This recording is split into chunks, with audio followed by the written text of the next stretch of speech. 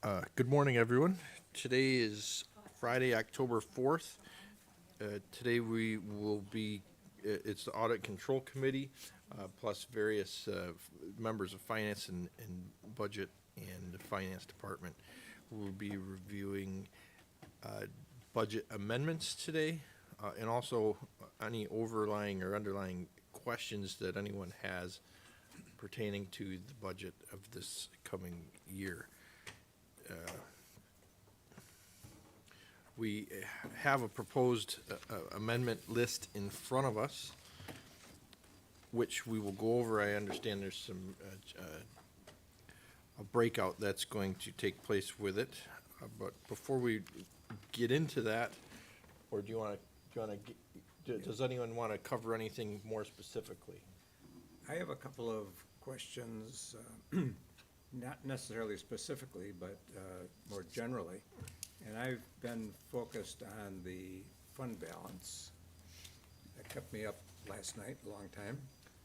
So, Kitty, in your projections, your projection worksheet, you indicate that the fund balance you're projecting at the end of '24 is down $8.5 million, almost $9 million from ending '23.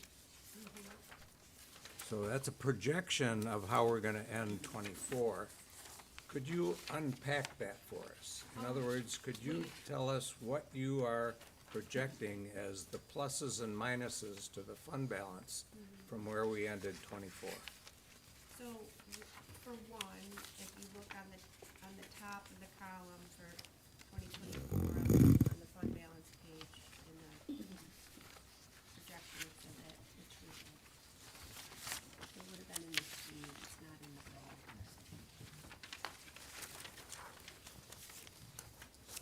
So the very top, that's assuming that we'll end this year with a $2.5 million deficit, based on our current known variances. So that number could change, we won't, that it can be updated, but that's an assumption in this model, that we will end this year with a $2.5 million deficit. Okay, And then, as you go down that column, under, there's a row that's called assigned for subsequent year budget. Okay, so there's $5,358,000, so that represents the uses of fund balance that we're using in this year's budget, in the 2025 budget, for all the things that we've talked about that we're using fund balance for. And then a little further down under designations, it further shows that we're using the $585,000 of reserve for capital, and then, the fund balance for the helicopter debt payment, which I think that will be the last year of that. And then that gets to year-end, unobligated of, 37.9 million. And then in the 2025 projected, in that same row for assigned for subsequent year budgets, in this 5-year plan, that's assuming that next year, for the 2026 budget, we would then be using 1.3 million for the CSEA bonuses. That's the only other thing in there for that year. okay. So, looking at the unobligated fund balance line, it shows that we ended '23 at $46.3 million. And now we're projected the end of this year to be at 37.9. So you're indicating that we're projecting to use $2.5 million of fund balance to cover surpluses and deficits in the operating budget this year. What's the how do you account for the balance? What's You got what causing the balance of the reduction? 2.5 plus 5.3, so that's $8 million. And then your reserve for capital, 585,000. There's still Okay. another $1 million change somewhere. Let me reframe my question. I understand all that. You're saying, you're projecting assigned for subsequent years of $5.3 million. Well, in '23, we had $4.3 million. So the big change in this is the starting total general fund balance at the top of the page. We Yes. ended '23 with a total general fund balance of $64.8 million. And now you're projecting we're gonna end 2024 with a $57.2 million total general fund balance. So that reduction right there is dropping down to the unobligated fund balance, correct?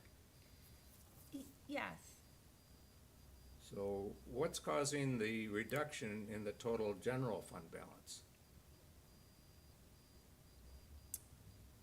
This, Of $7+ million. you'll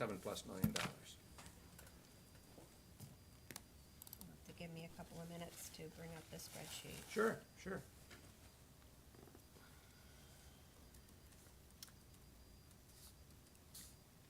Sorry for putting the committee through my sufferings from last night, but since I didn't sleep, I figured I'd make the rest of you suffer.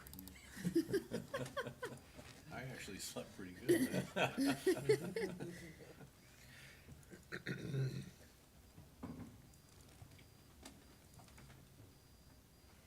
Yeah, cause there's no increases in here. Hardly at all, yeah. Well, there's $1 million. Okay, so the top number is the prior year, 64.8, minus the $4.3 million assigned for subsequent year budget. And then the 2.5 million that we're projecting either to be the deficit. I should also point out, that's also the $2.5 million is projected deficit plus what's already been used from resolutions during the year of uses of fund balance. Yeah, I anticipated that's, your projection is based upon what has happened so far and what you anticipate happening additionally. It's also subtracting out the 190,000 from 2023 of the capital reserve and the debt service for the helicopters. And that's what gets to the 57 million. So 64.8 minus 4.3 minus 190 minus 192 minus 200, 2,500,000.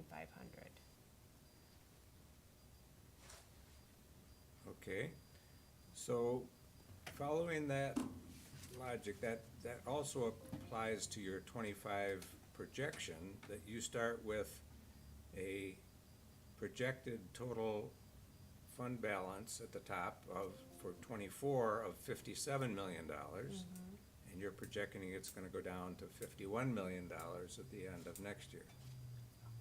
And that's based upon the assignment of fund balance for future years of $5.3 million in 2024. Well, That's The a 5 large contributor to it, I should say. so this schedule is a little bit, so the end of '24, we have to book the assigned for subsequent year, so that 5.3 is what we're using in the 2025 budget, that gets booked on our financial statements at the end of 2024. After the 2024 books are closed.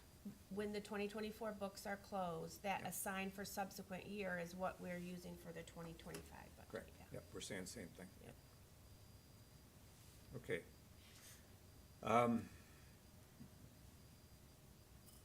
Let's see if I can go on from there.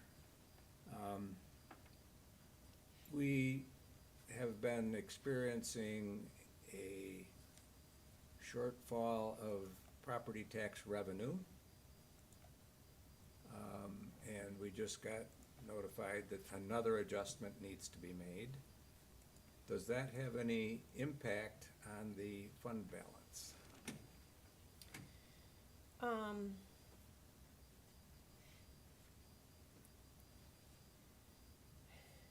I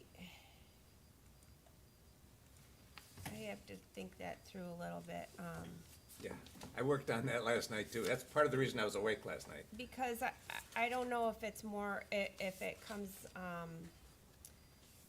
cause the adjustment to uncollected, it still is, it's not, that's not writing it off, you know what I mean? Like, it's just, it's adjusting it in this year, but so we would still be accruing for that.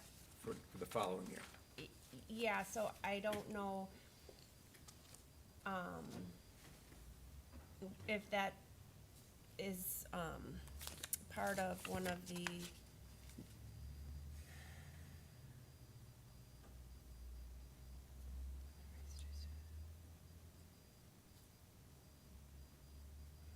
I don't think that would fall into any of the other categories.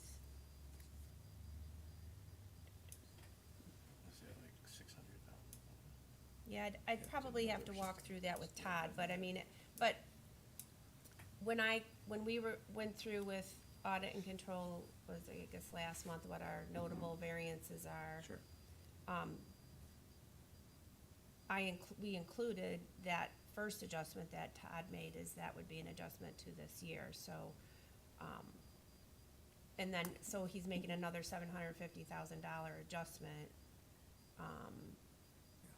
Question is, do those adjustments I hit the, believe hit the so. fund balance? I believe so, but that's what the $2.5 million at the top of 2024 Yes. includes our deficit projections, and the deficit projections includes adjusted for uncollected.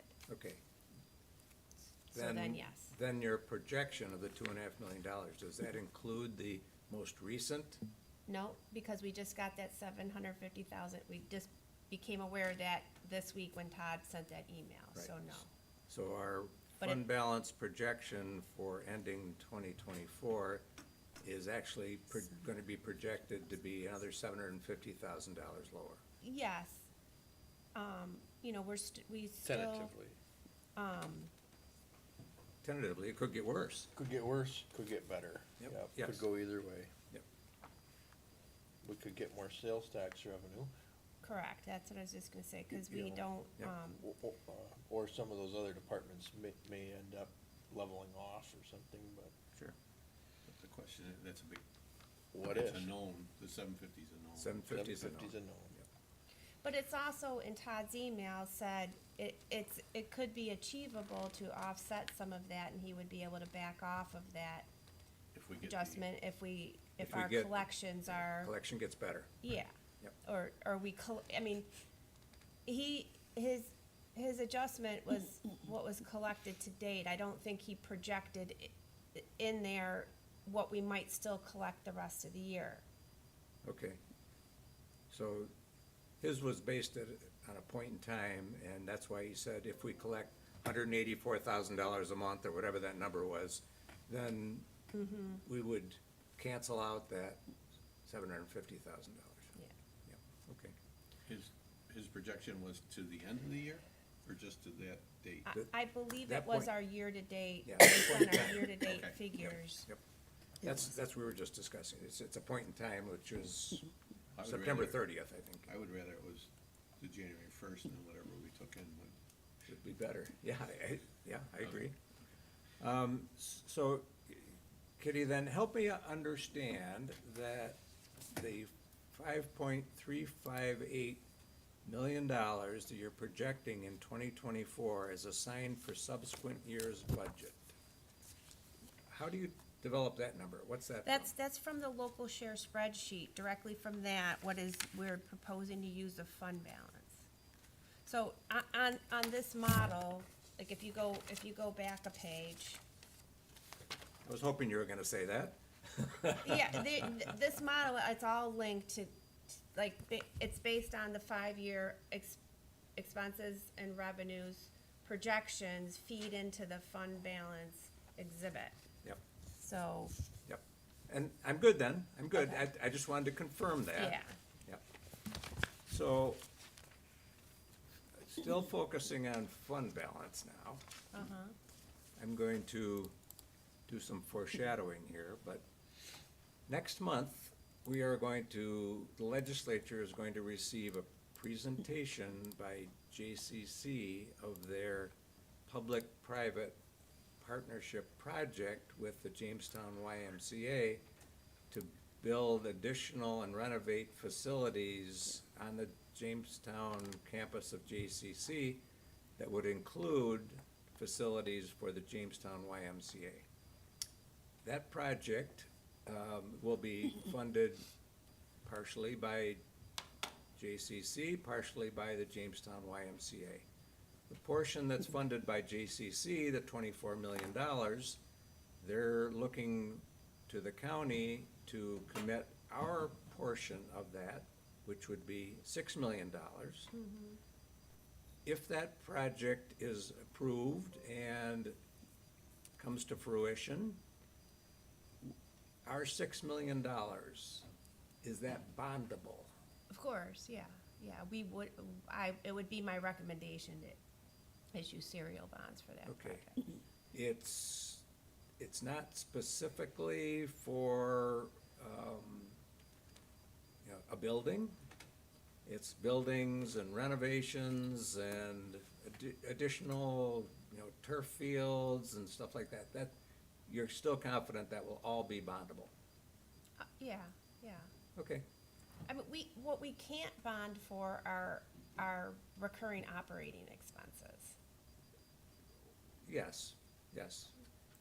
I just Yeah. wanted to be sure, because if your answer to that question was no, then our commitment would be looking at taking $6 million somewhere out of the general fund. Yeah, there's been a variety of JCC projects in the past that we've included in our serial bonds. Yes. Okay. Would that be spread out over multiple years? Well, if we bond it, the bond payment would be over multiple years, 20 years or something. Yeah, it's generally, for a building, we'd be allowed to Right.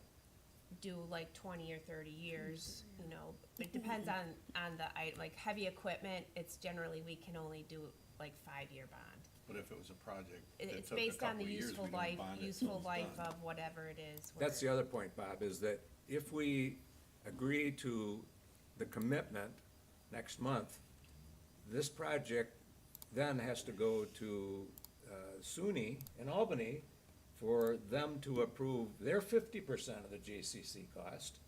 And then they have to make sure that the Y is capable of fulfilling their $20 million before it becomes a project, and they can bid it and construct it, and then when all of that is done, the approvals, the bidding, the construction, then, when all that's done, we would bond When the project's when done. the project's done. Yeah, generally speaking, because we have sufficient cash flow, we usually issue bonds once a project is Right, that's completed right. and we know the final cost. That's what- Um, so it's a if couple we years. were in a Couple years cash, out. a cash flow position, we bond. could issue a The bank. bond. We're writing checks before that, but Yep. the bond, Yeah. yeah, Just okay. coming out of cash. Yeah, Gotcha. so then that would be an annual debt service payment added to the budget Yep. and, so we would, but a construction project like, if it's approved this year, they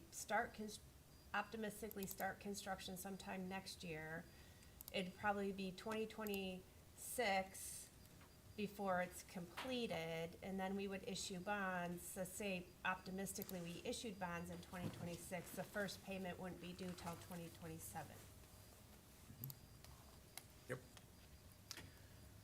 So, just to explain why I was laying awake last night, I just wanted to be comfortable with our projection of fund balance. Because what we're saying now is that we're projecting our fund balance, our unobligated fund balance, to be 13.3% at the end of this year and 12.1% at the end of next year. Yeah, Those are fine numbers, they're comfortable numbers, but I just wanted to have a personal confidence in those to say, well, what if the projections are wrong, instead of 12.1, it winds up at 7.1 and, you know, or whatever. Yeah, so, I mean, another thing, like, the 12.1 also takes into consideration, we're using another 1.3 million for the 2026 budget for the CSEA bonuses, but Yes, yes. those might not be payable in 2026 if inflation is below 2%. Okay, So, Okay. Cause it's, the contract language, collective bargaining language is, if inflation is below the 2%, then we don't pay the bonuses. so I don't want anyone to infer that I'm doubtful or critical of your projections, but because there is such a significant change in the fund balance from 16.3% at the end of last year to projecting 13.3% at the end of this year, down to 12.1% at the end of next year. Because that's such a significant change, I wanted to have a clear understanding and personal confidence in the numbers. Yeah. So, yeah, and I don't know if, you know, if you wanted to look at, review again what the uses of fund balance are in the budget, but we can go back through those if you, I've already reviewed them. okay. When you tied out the $5.3 million to, I was good, that was good. Yep. Thank you, Mr. Chairman, for suffering through my midnight crisis. I hope your shoulder feels better. Well, it's important to understand our fund balance in nature of what it has to do. The fund balance is essential for, our budget process in sense of our utilization of it, during our tax preparation or our budget preparation, and also, the use of it throughout the year of those unexpected expenditures. So, it's important to understand and also plan long-termly for it, so we have an adequate amount to function. So at this time, does anyone else have anything before we get into our proposed amendments? I was just gonna say something funny, but I'm not gonna say it. Why hold back now, Bob? Yeah, why start now? Let's just say we want, I shouldn't say that. Let's move on. So, would you like to take us through the proposed amendments? And I think let's review them in whole before we make maybe one, we can make one large encompassing amendment, or do we need to do them individually? Yeah, no, I don't think you need to do them Okay. individually. I think you can Can just, we just do as per listed or as, Yes, yes, sir. okay, take Okay. us on. So, at the very top, we have a couple of increases in appropriations. Defund in the public facilities, we have an increase to the .4s of 53,847. That was to adjust the allocation of the insurance that was budgeted to correct it. And then we also have an increase in appropriation to the EW fund. And that's in the contractuals as well, also to adjust the allocation of the insurance. So those are the defund and an enterprise fund. Yes. Yep. So the impact on the tax levy we'll discuss at the end? Yes, Okay. yes. I do have a total that excludes the enterprise funds, just so that you understand the portion of the changes that actually applies to the levy. Okay. And specifically the local share, yeah, the Yeah, local the share levy, levy. yeah. Okay. And for the defund and the DM fund, any increases in appropriation, does that result in a change to the tax levy? Yes, yeah. Yes, it does. Okay, so there would need to be a budget adjustment for that as well, right? Yeah, she had. Yeah, it's in included in there. yeah. It's not a separate On your sheet. adjustment to the tax. We have to put in the interfund transfers when we're all Exactly. done, yeah. Exactly. Yes, Yeah. yes. Yep. Okay.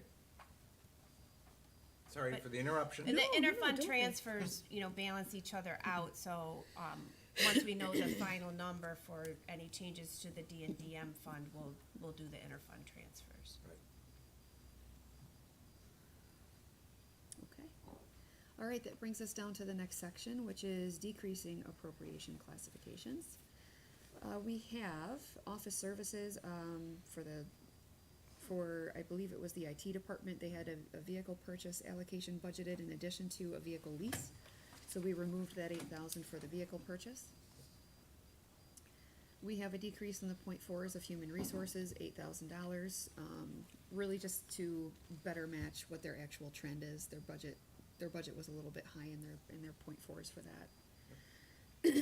Again, back to the D fund, we have maintenance of roads, and we are decreasing that appropriation by 53,847, again to correct the insurance, And that's offsetting, offsetting the The increase increase. above.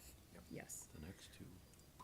Same thing with the next line down, the increase to the EW fund sanitary sewers, or I'm sorry, the decrease to the EW fund sanitary sewers offsets, the increase above, again to adjust the allocation of insurance. And then starting with the DM fund and going all the way down through ESN 8130, all of those .4 contractual changes are all related to the diesel cost change. those are the correction of the price for the diesel fuel, Yes. Yep. Reflected budgetarily. just to be clear. Yes. A 3989 in EMS, we're decreasing the .2s, the equipment by $10,000 to remove that body armor that was budgeted and is going to be a capital project. Also in EMS, Department A 3989 EMS, for the fly car and ambulance services, we are decreasing by $14,000 to remove, expenses associated with that power stretcher purchase. That also is going to be a capital project.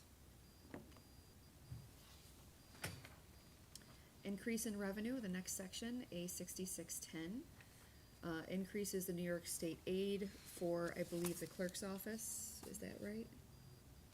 6610? Yes. Oh, weights and measures. Yes, weights and Weights measures. and measures. That is a grant that will be extended, so it needed to be added back into the budget, and we made that change.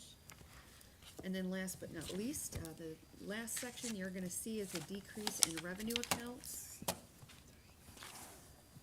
both to the DM fund, and that would be associated again with the adjustment in that diesel per gallon rate.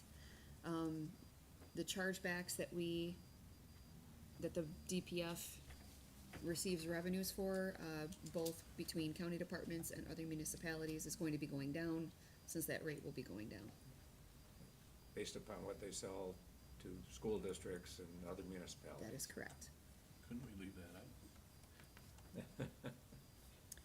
So the net change that you see encompasses, I believe it is 224,318. I'm sorry, those boxes on my screen have slight color to them, and they printed very dark gray, so it's hard to read. Apology accepted. The overall reduction to the tax levy, obviously removing those, district adjustments, is a total of 164,976 would be the overall reduction. What's that number again? 164? 164,976. So that brings the, tentative levy from 73,421,447 down to 73,256,471.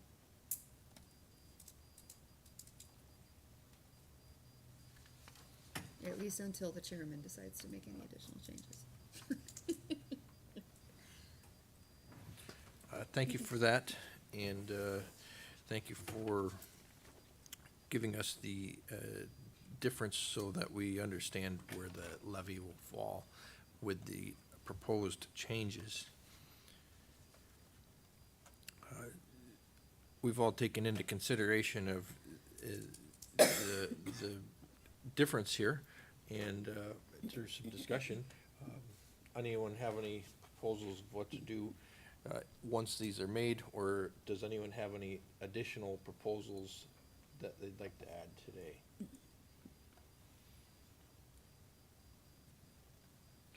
I think, they won't, there is a change that, it wasn't really discussed during the committee meetings, but it relates to the capital projects. There's one project that will be proposed, for the October meeting to fund with ARPA funds. So that could be removed from the, capital budget for 2025. So that I have, so. And that'll take off of the capital reserve account, correct? Correct, it won't impact the levy, but, I Or have- even the general fund? no, it'll, yeah, no, Yeah, just the capital for reserve, yes. which we can do at this point, or we could wait and adjust it after we make the adjustment in the regular legislature meeting. We should, Well, I would imagine that the ARPA resolution will come before the budget resolution, so assuming that that passes, then this, you would wanna have this, I mean, I just pass out what would be the changes. Sure. That would need to be part of the budget amendment resolution, so it would sure, and just be this. the budget is unfortunately always working on assumptions that this or that will happen, so we're comfortable with that.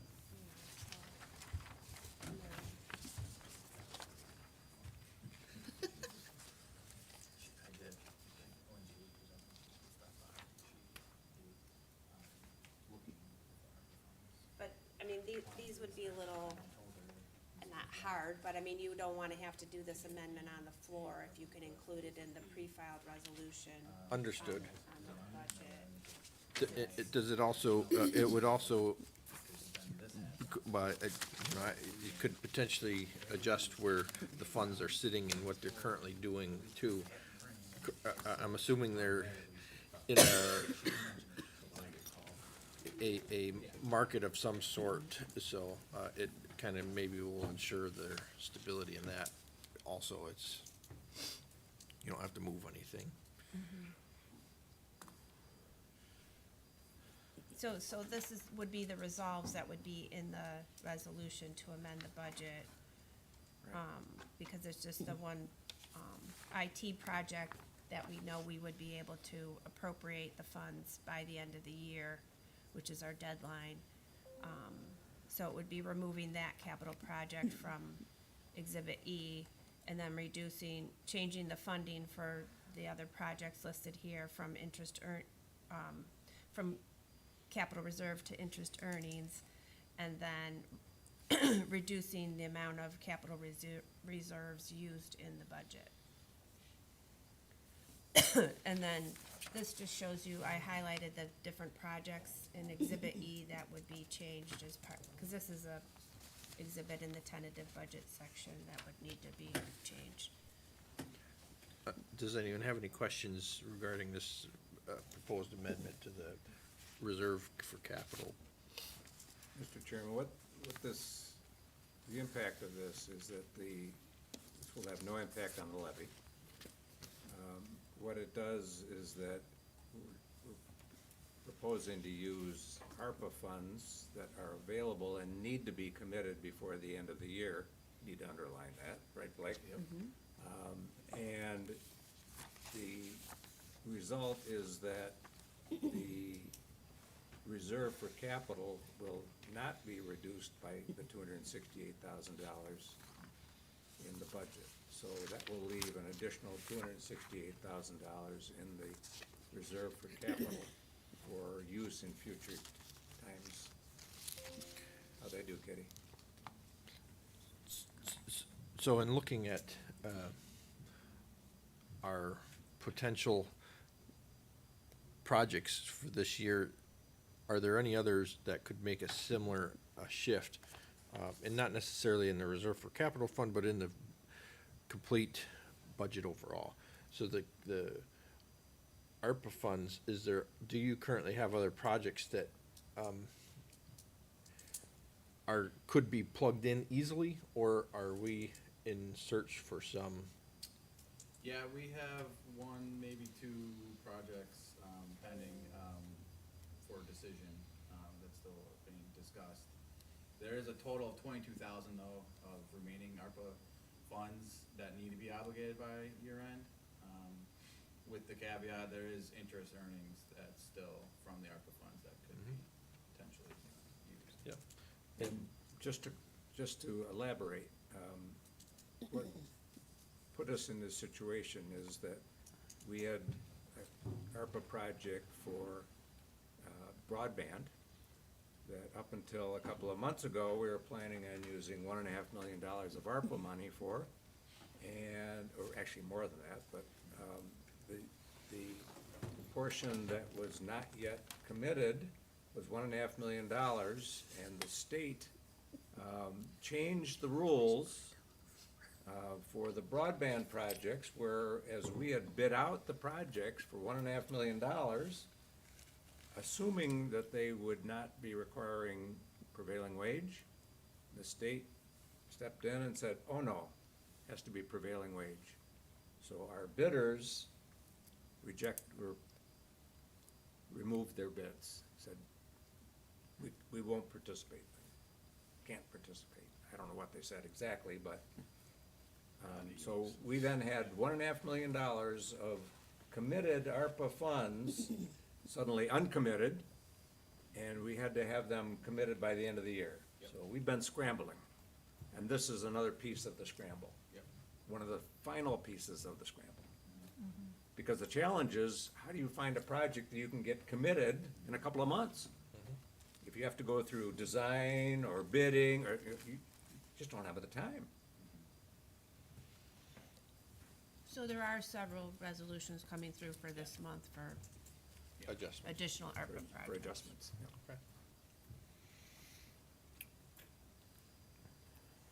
So back to our amendments. So as a committee, we have some options.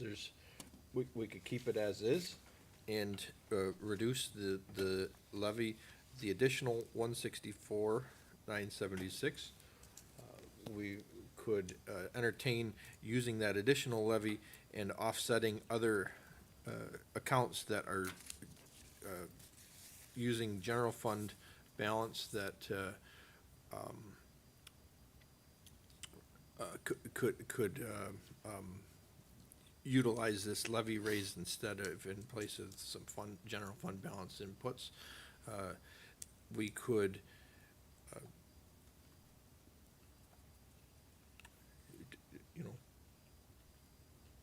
any suggestions, recommendations, ideas from the committee?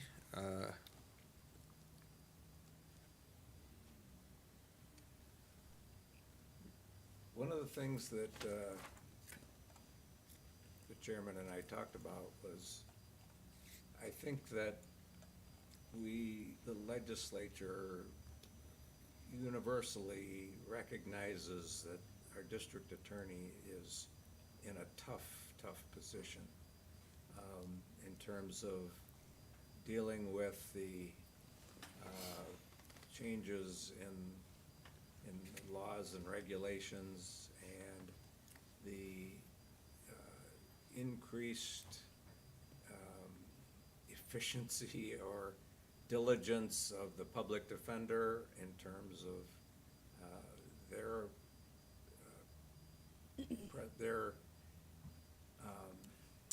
representation, which is certainly not a bad thing. No one would say it's a bad thing, but it's caused significant burdens on the district attorney. But the district attorney didn't ask for any more dollars, so I think that the legislature would be universally receptive to ideas that the district attorney brings forward to improve the effectiveness and efficiency of their operation if he was asking for more money. But to just stick more money in the budget saying, here's money, figure out what to do with it, I would prefer to ask the district attorney that if he identifies opportunities to improve the effectiveness and efficiency of his operation and is prepared to implement them, that he comes to us at that time, be it February or June or whenever it is, and then we could consider budget amendments at that time. So one approach would be to just put more money into his budget, not knowing what he would do with it or how it would impact the result, or to leave his budget as it is and be open to requests in the next year. I like that idea. I'd rather afford him the opportunity, a known opportunity, Yes. so none of us are surprised with it next year when he does come and ask. Plus, it would also give him the confidence to come and ask. Yeah, I think it's a good message to send to him, Right. that we're open. We Right. don't know what you would spend the money on, and we don't know when you could implement it, so, And if things go accordingly and he doesn't need it, exactly. then we're good. You know, and that was in discussion, as we look at our general, crime in, our, county as a whole, in the sense of the safety of our communities. My suggestion is to reach out to the DA to impose that, get a sort of response, and if he could utilize any extra, or could potentially help combat that crime. I know this year he mentioned that we do have 10 murders in our area. Crime is up. It's major crime. We have been continually combating a drug issue and drug problem. We need to make sure that we are prosecuting those individuals that are creating the crime the first time and properly, before they are redundantly creating the same crime. And we have a lot of smaller infractions that are being overlooked, because really, due to manpower and the ability to efficiently and effectively try that case, if you will, or to make sure that the right punishment is being sent down. And would extra help, if he could hire, enable some of our other agencies to help this. And what that would combat is some of these smaller crimes turn into larger crimes.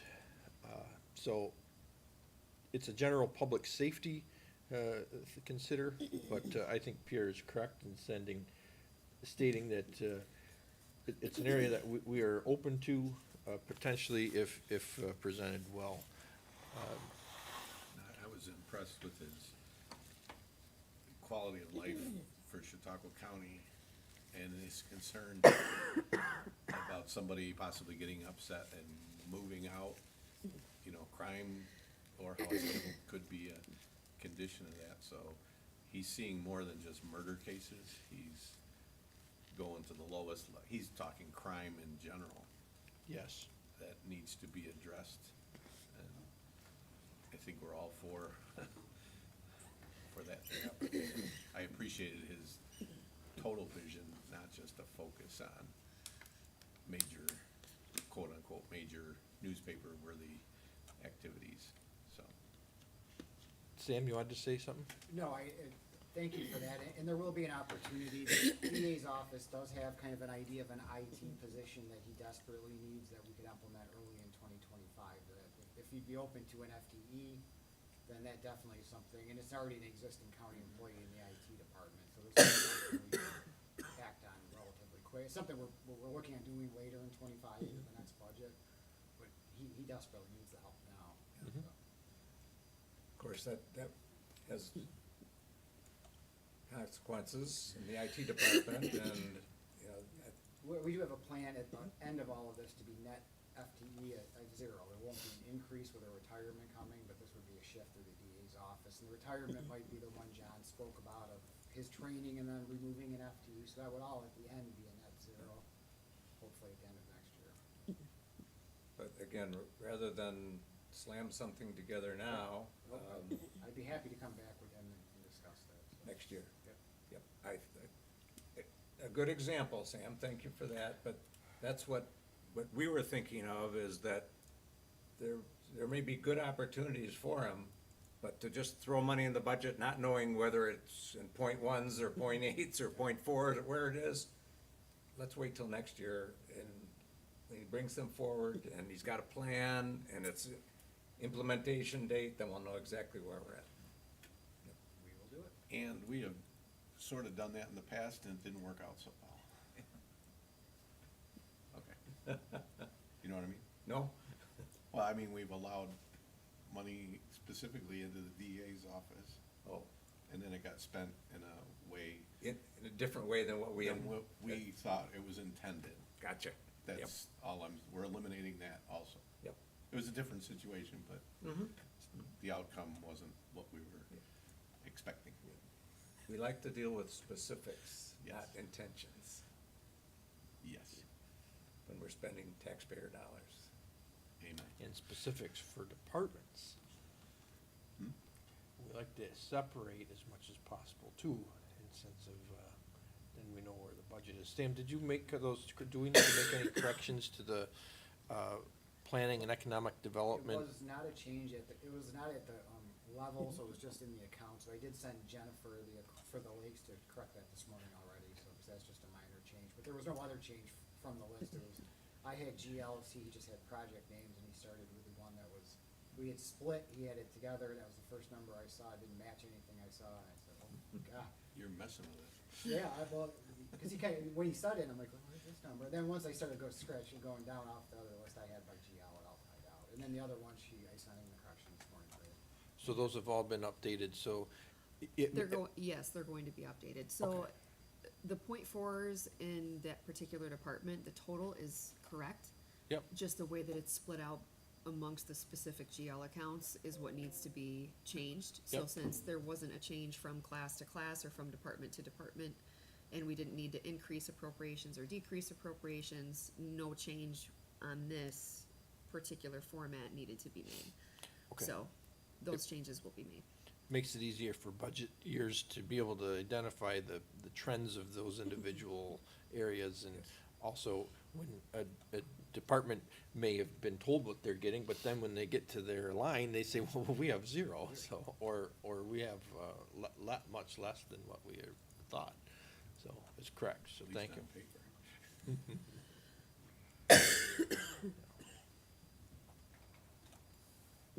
So I guess I would, if you want, I'm good with as is. Reducing the tax levy by 164,976. Yeah, I know that's probably the easiest, but Um, I'm willing to hear what Kim Bales has to say. I agree with you, Bob, that, I would, this is a nod towards the taxpayers, obviously, that we're reducing the tax levy, because we don't have any clear ideas of how to better spend that money. So, the default is, we don't need to collect as many dollars from the taxpayers. So I'm good with that. Sure, and so as we've gone through this budget process this week, we've really, from years past, have had a pretty good process. There's been major holes in past budgets, so we didn't really have that issue, and it just comes to good pre-planning and just good budgeting for the year, and it's, no all of a sudden pushes from the state at the last minute, so, which sometimes pose issues for counties and municipalities when they're making budgets. So, there are some potential areas in the budget that we have not funded to what we presume we could spend, our projected amounts. We could consider adding this additional to those particular areas, but through our budget, and I'm specifically speaking to some of our health and human service programs, and, our safety net has a potential shortfall of $1.7 million. That could be an additional hit to our general fund next year if we achieve those projections. Those projections, it could be half that, it could be more, less, we really can't know. And so it is difficult to really just add this extra to that for extra padding. And we do have a general fund in which we still will be below our, at this current year, we will be below our target. So, I can be in agreeance as well that the further reduction of the 164,976 is just fine. Anyone else have anything other they want to add before we consider making this amendment?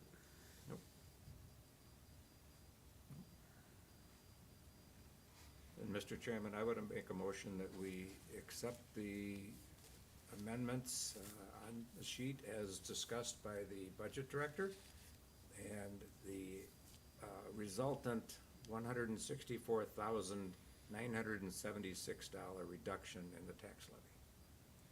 And a second. Second. All those in favor, please say aye. Aye. Aye. Opposed? Carried. And Mr. Chairman, I would now like to compliment our finance staff on the budget preparation, as you just indicated, but also the knowledgeable explanations and the responsiveness to questions asked as we went through the budget process. In my 12 years, this has been the best budget review process in those regards, that the accuracy is very good, but the responsiveness and the explanations have been terrific. The department heads, in the past, we have crucified them, for lack of a better term, in budget reviews because they didn't know, they didn't understand, they didn't have the information. And this year, it went so much better because the department heads were able to rely on competent, qualified, efficient finance staff to explain and answer the questions. So kudos to the entire finance department. Thank you, we certainly appreciate The it. only negative to that is I thought I was getting smarter, but I think you guys are just getting better. So. And I think the restructuring and putting these finance, that's been huge. I mean, And it's only gonna get better. Yeah, exactly. so I'm not gonna get any smarter. It's We're just all gonna get better. Well, there's a chance, Bob. Yeah, There's a chance. But, there's a number of us that are still learning, obviously myself included, so, it's just gonna get better. But it from seems here, more of so. an alongside advantage to have, Sam, but it's like, it used to be, it was very complicated to get answers. Yes. Now the answers were pretty much automatic, so Yes. I personally appreciate it. It helped me through the week. Those efficiencies play out because as overall, everyone knows more of what's happening and have more of a consistent level. So that's appreciated and it is witnessed through this budget process. So, I extend Pierre's gratitudes toward everybody. It has been a pleasure to be here this whole week and review the budget. And like I said prior, it is evident of the work that was put into it for the limited amount of corrections that we've had. As a legislative body, it's been a pleasure to review it and ask some questions and try to poke some holes in it. But we did pretty good, and we were able to find a few corrections, and also a few corrections just happened because the budget was prepared quite a while ago. So that's always a benefit when it's And I saw in the more addition. questions answered by a certain, the questions coming from a certain legislator who attends all these, that were answered on the spot to Yes. your satisfaction. Yes, yes. I have not heard a question asked and just a thank you, meaning satisfied, That's right. as much as I heard this year. Very true. Which is great. Yeah. Dan, as you note, years ago, budget review used to be a fun sport because you knew that there was things to be found, and so it was a challenge to dig through it and find those things. We're not having as much fun sport now because there isn't as much to be found. And back then, it was all Ask Kitty. Remember? 331, Kitty was at the right end of the table. And, so what about this? Kitty. But there just isn't the, I'll get back to you. Exactly. It was there. Yeah. It just had to be. And if it was I'll get Something- back to you, you got the answer later in the day or the next day. Right. Whereas before, I used to be chasing departments. Did you figure it out yet? Right. And one positive thing is a question I asked pretty regularly with most of the departments is personnel. I think personnel has been, over the past several years, has been a area of concern in sense of recruitment. Recruitment's been very challenging. Also retention. We have people that are in and out. I think retention for the county overall is better than the department because people have a tendency to move from one department to another.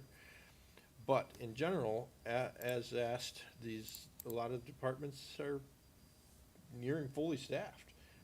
It does make an alarmment of, at some point in time, we may have to change a vacancy savings of 5% down to 3%, which is good. And honestly, if we go over our our vacancy savings allotment, then I'm happy, because it Yeah. shows that we have the people, and we're here, and we're more efficient. And another area that, you think of the extra funds, well, that extra funds could potentially be a grant writer. Under the last few years, we've considered a grant writer for the county, and it even came up in budget discussion this year. So,